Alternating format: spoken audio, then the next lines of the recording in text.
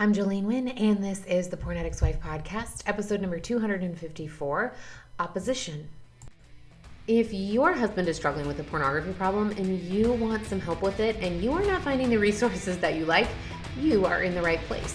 My name is Jolene Wynn. I am a certified life coach. I am an active member of the LDS faith, and I am the wife of a former porn addict. And on this podcast, I am going to share with you the tools that you need in order to start your healing journey. This is where I'm going to show you how to dive deep into intentional living, how to rekindle connection with your spouse, how to manage all that emotional turmoil that you're feeling, how to break the addiction cycle that you have to your husband's addiction, and tell you all of the ways to do that and start healing. I am so glad that you're here, and I can't wait to get started. Let's go. Hello, my ladies. Welcome back to the podcast today. I am so excited to be talking to you guys, and I am very excited to be talking to you about this particular topic. This was not what I had in mind. I had a whole different podcast episode planned for you that I was mentally preparing and organizing in my head, and I think we'll probably do that next week. But in light of current events, this is the topic that is on my mind, and I'm excited to share it with you. So this episode is going to be all about opposition, and the inspiration for this podcast came from Instagram. Okay, so if you guys follow me on Instagram, my handle is at Jolene Wynn Coaching. This is where I post reels and I post videos where I'm talking about more about what we talk about here on the podcast, and I share a little bit more of my daily life. And you guys are all welcome to come follow me on there. And last week I had a reel go viral, and I think it's at over 7 million views right now, which most of my videos probably get like 300 maybe. Okay, so this is way bigger than normal, and it got sucked in. It's not even a specific, like a really spicy reel. Like, it is a very vanilla, quite frankly, compared to what I normally post. It's just it was a reel that was talking about triggers. You can go in my Instagram, you can find it. It's a reel that was talking about triggers and how when your husband is struggling with a pornography problem, that things in regular situations can be very triggering for you as the wife. That going to sporting events or going to the beach or family events or special events or memories or trips, all of those things can be very triggering. And I was talking about how to identify the emotional trigger itself and how that's the key to actually getting through that and conquering that trigger. How it doesn't have to be something that you just kind of manage your life around. And that went on some kind of streak in the netherverse of the internet where it was just thrown at, I think, everybody who disagrees that pornography is wrong, and tons of people who came at me and said I'm a terrible parent and how dare I talk about this on the internet and my kids are going to get so bullied. And that was an ironic one to me, because the people that are so worried about my kids being bullied, even though they're not on social media, are actually bullying me. Anyway, I digress. So I was thinking about this, and I just was watching thousands of comments come flooding in, thousands of disagreements, thousands of messages about how I'm a horrible person and all kinds of garbage. And it was so fascinating to watch. This is not the first time this has happened in my life, but it is the first time it's happened to this extent, and especially in years. It hasn't happened in years. And it was fascinating to sit here and watch. And then I went and saw The Chosen. If you guys haven't seen The Chosen, ladies, you have to go see it. It is such a phenomenal show. And I was watching The Chosen, and they're doing this scene. It's all about the Holy Week leading up to the crucifixion and resurrection of Jesus Christ. So it's all about the Passover. So they're showing the Last Supper. So Jesus is sitting there with his 12 apostles, and he's sitting there and he is talking to them about how they used to all be called on missions, and they went among the Jews, and how they were received. And he said, I'm about to send you out, not to people who want you there, but to people who actively are going to try and take you down. And instead of bringing a script, you're going to need a sword. And this was what he's calling them to do and preparing them for. And it was so fascinating to go watch that. It just felt so real to me. I was like, this, in a very, very small way, is exactly what I feel like has been going on. It's like I have been speaking to my nice little audience of a few thousand followers, and only a couple hundred of them ever see my stuff, and they all agree with me, and I am in this nice little bubble that's very wonderful, but I have been praying to God to amplify my voice and to use me and to let me speak and to reach my voice louder than I can reach it. And here he is answering that in a way that I did not expect. But it was fascinating because I just felt that so clearly. Was like, here you're going among the opposition. And as the world gets more wicked and as our society deviates more from the values that we hold, those of us who believe pornography is wrong, those of us who have traditional moral values, as the society deviates more and more from that, the gap between where we are and what they believe becomes even wider.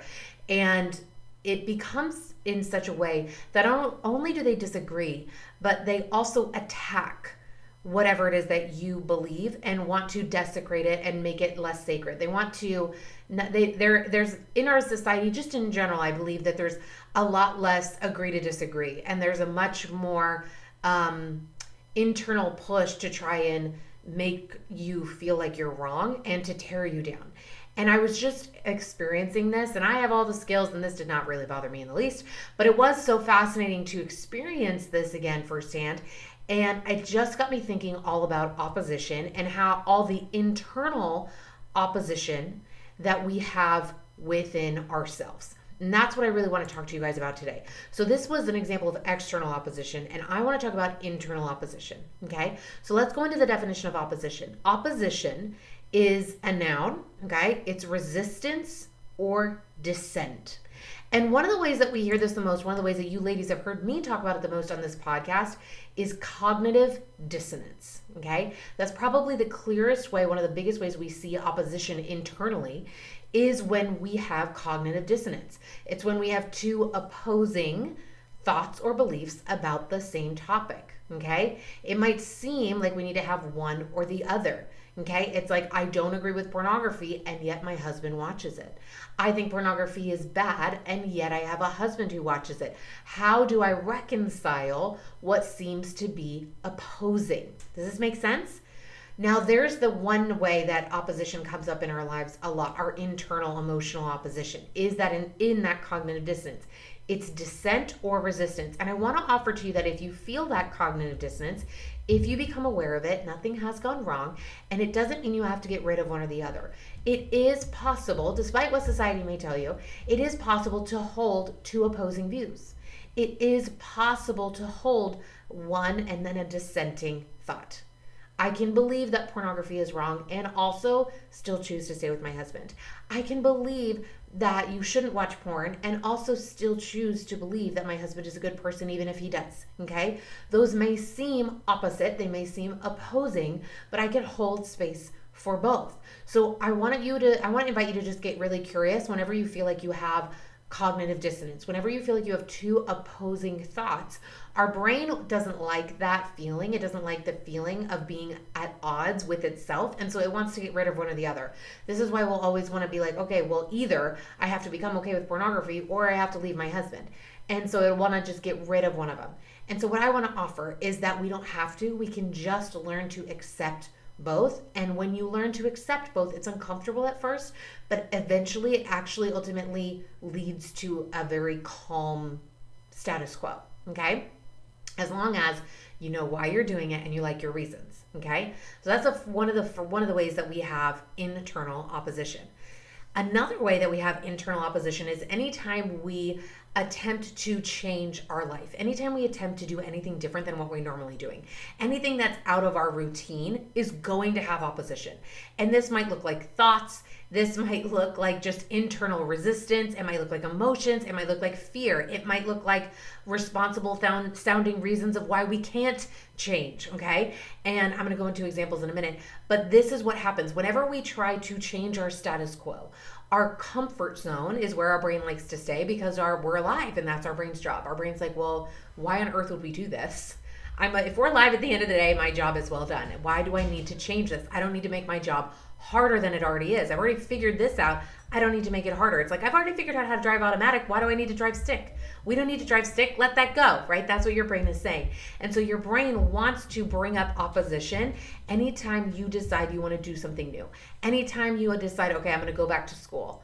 And then your brain's like, okay, well, here's all the reasons why that's a bad idea, or why it won't work, or you're too stupid, or who do you think you are, right? Or if your brain decides, okay, I'm going to work on myself, and then your brain's going to come up with all the emotional reasons. The mom guilt is going to come in full force, ladies.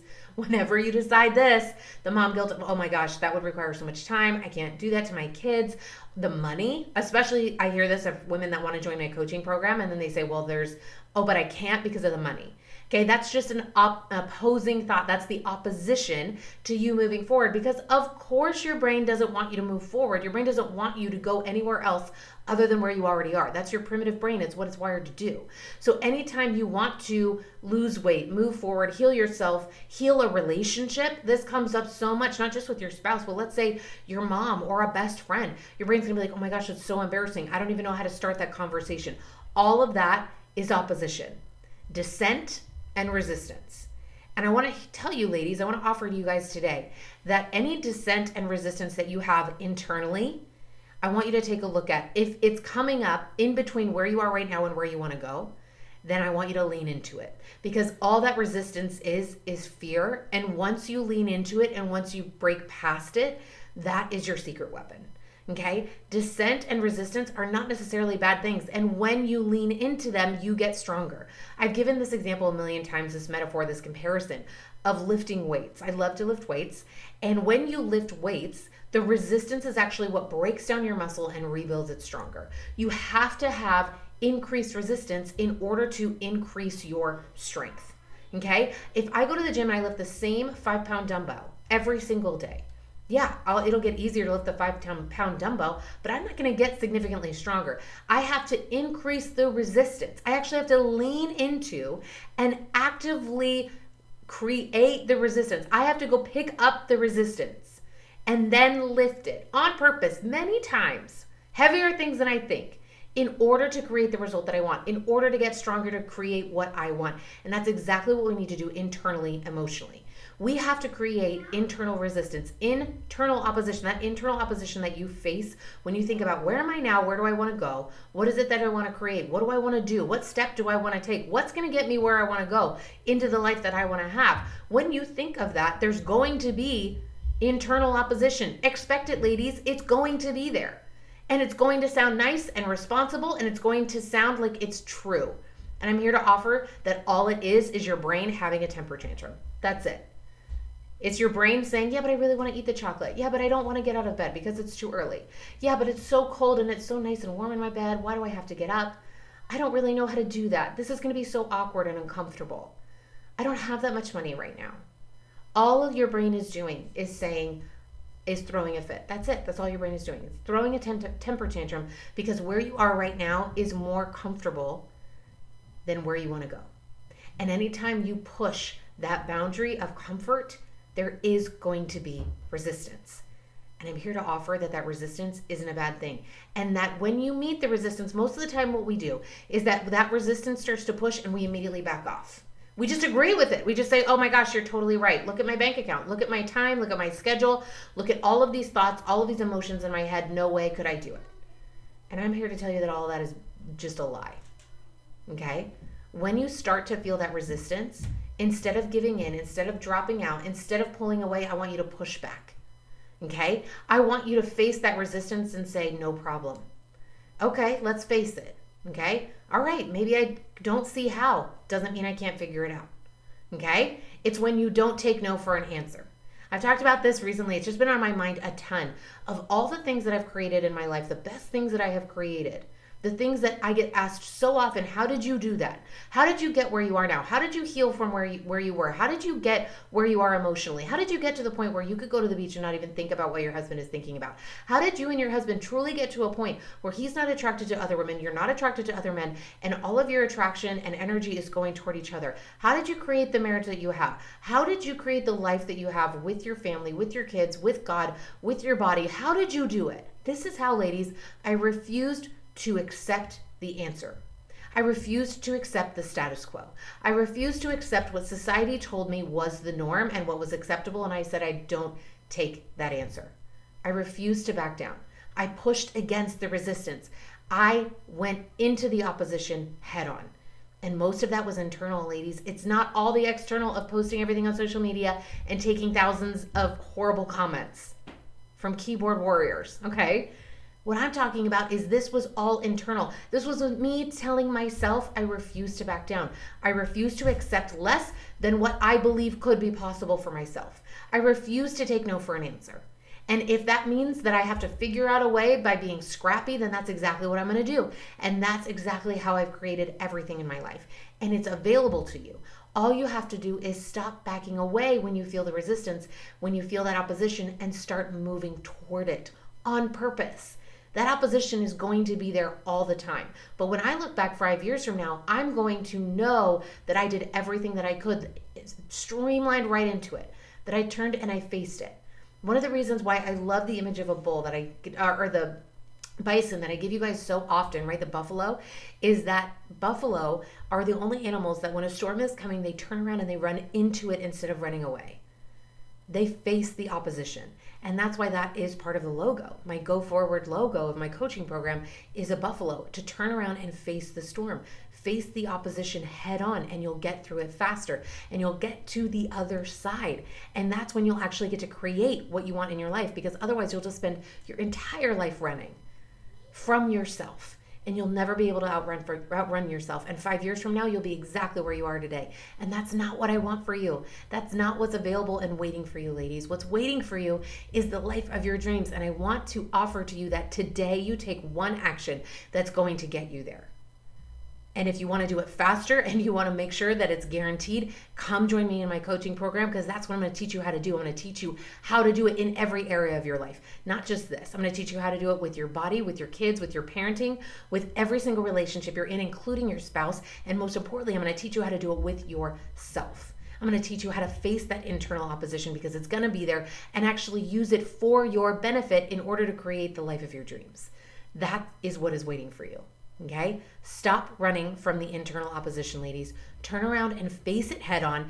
Don't back off when you feel resistance, and actually lean into it. And that's what's going to make you strong enough. That's what's going to build those muscles in order to get you where you want to go.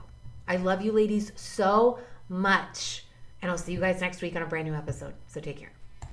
All right, ladies, if you are loving what you're learning on the podcast, I want to invite you to take the next step and come join my Lifetime Access coaching program. This is where we take everything that you're learning on the podcast and I help you personally apply it so that you can create a true transformation.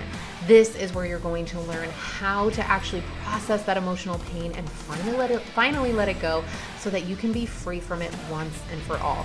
This is where you learn how to become in control and confident in facing the future so that you never have to worry about what happens next. Head to my website, joleneWynn.com, and sign up today. You will get lifetime access, and I'm going to help you one-on-one on all of the calls. I can't wait to see you there.